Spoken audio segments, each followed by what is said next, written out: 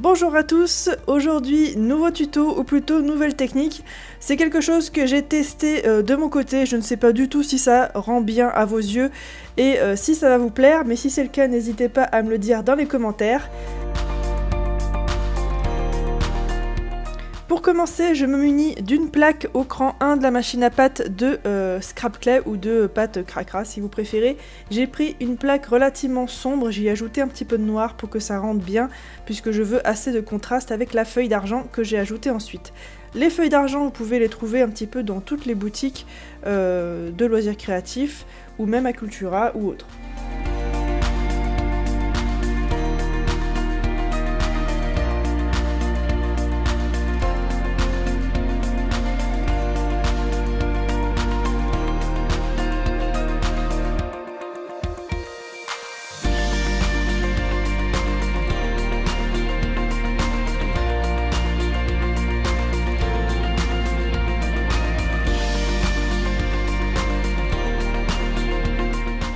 Comme je vous l'ai dit, il faut que votre plaque soit au cran 1 de la machine à pâte puisqu'on va venir ensuite la faire craqueler, c'est-à-dire la passer au cran le plus fin de la machine à pâte.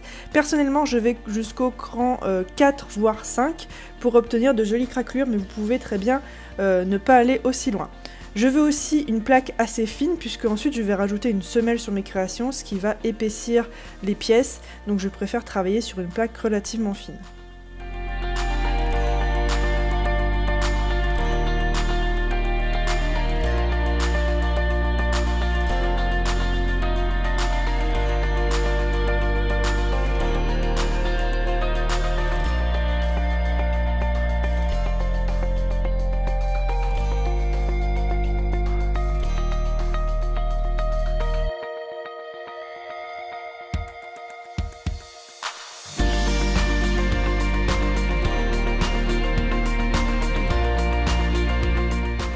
Une fois que c'est fait, on va pouvoir venir découper notre plaque directement.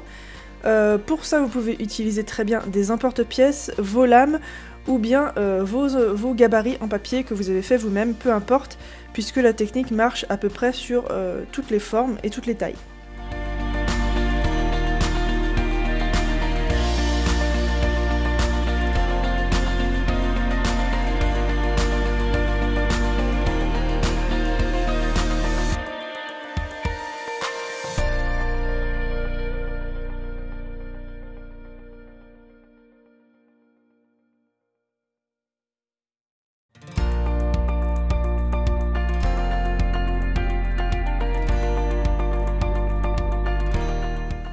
Lorsque vos pièces sont découpées, vous pouvez tout de suite les faire cuire.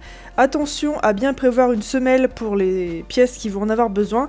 Personnellement, j'en ai prévu que sur la moitié des pièces que j'ai faites aujourd'hui, mais de toute façon, c'est pas ce qui nous intéresse aujourd'hui puisqu'on va s'intéresser surtout à la résine UV.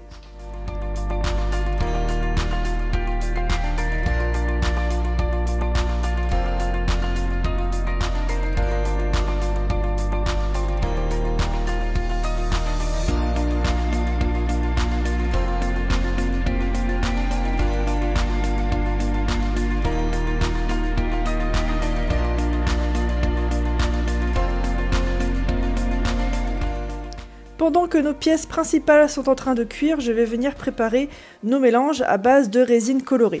Alors pour les colorer, j'ai utilisé pour l'instant uniquement des encres Pignata. Ce sont des encres que vous pouvez trouver sur tous les magasins de loisirs créatifs, surtout en ligne, et j'en ai pas trouvé personnellement dans tout ce qui est magasin physique. Je n'ai pas encore testé non plus tout ce qui est autre marque d'encre à alcool, ni autre colorant à résine. Je n'ai testé que celle-là puisque je sais que ce sont des encres que beaucoup de personnes ont dans leur atelier.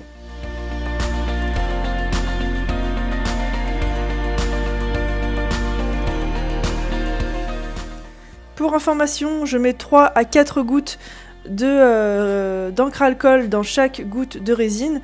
J'en mets un petit peu plus quand ce sont des couleurs claires.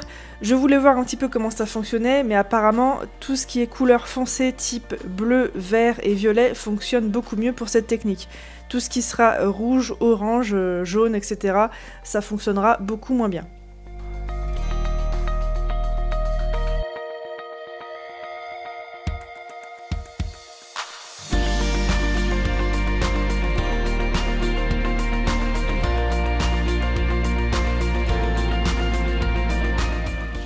Prenez bien garde à bien mélanger tout ça pour ne pas avoir uniquement de l'encre ou de la résine à mettre sur vos pièces. Je vous conseille aussi fortement de porter des gants pendant toute la durée en fait de la dépose de la résine, puisque ça va tacher énormément.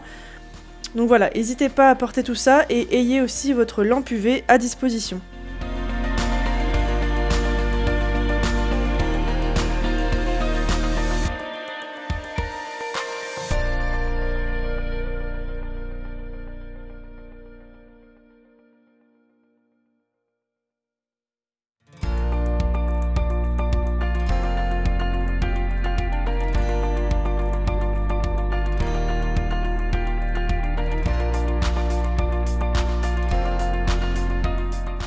Avant de passer à la grosse partie de dépose de résine, je vais faire les semelles sur les pièces qui en ont besoin. Comme d'habitude, je prépare une semelle avec une plaque de pâte que j'ai réalisée à partir des restes de mon autre plaque de pâte argentée. Je l'étale avec la machine à pâte au cran 3 ou 4, puisque je veux pas que ça rende quelque chose de trop épais.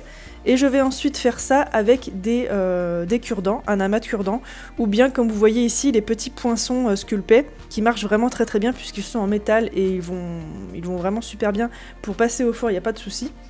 J'utilise ça, je fais ensuite tout cuire une fois de plus au four, et je vais enfin pouvoir passer à la dépose de la résine.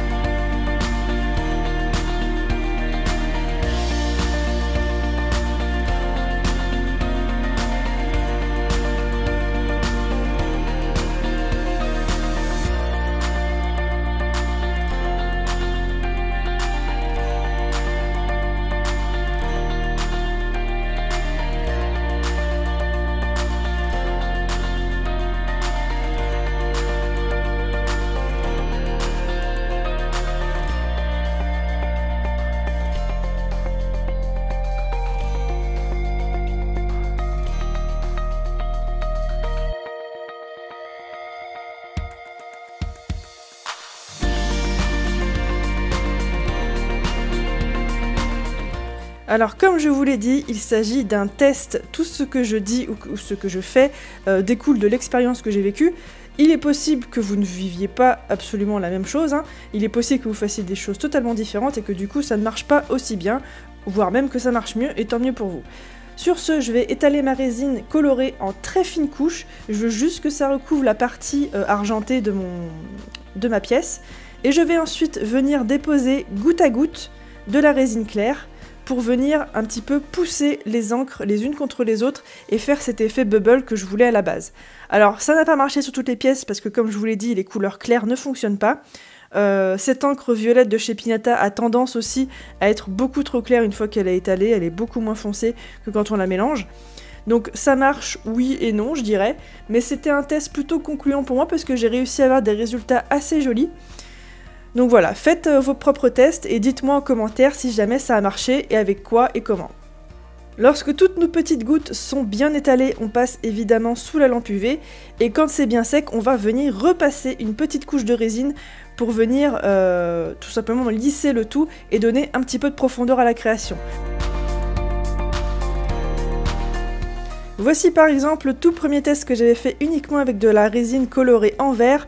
Je n'avais pas filmé, donc du coup j'ai refilmé pour refaire des créations avec d'autres couleurs du coup et tester en entier le processus.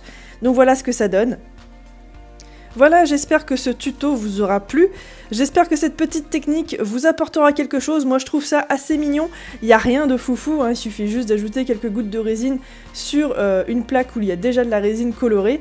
Donc n'hésitez pas à me dire en commentaire ce que vous aimeriez voir dans les prochains tutos. N'hésitez pas à me dire non plus sur les réseaux sociaux, à venir me montrer vos créations, etc.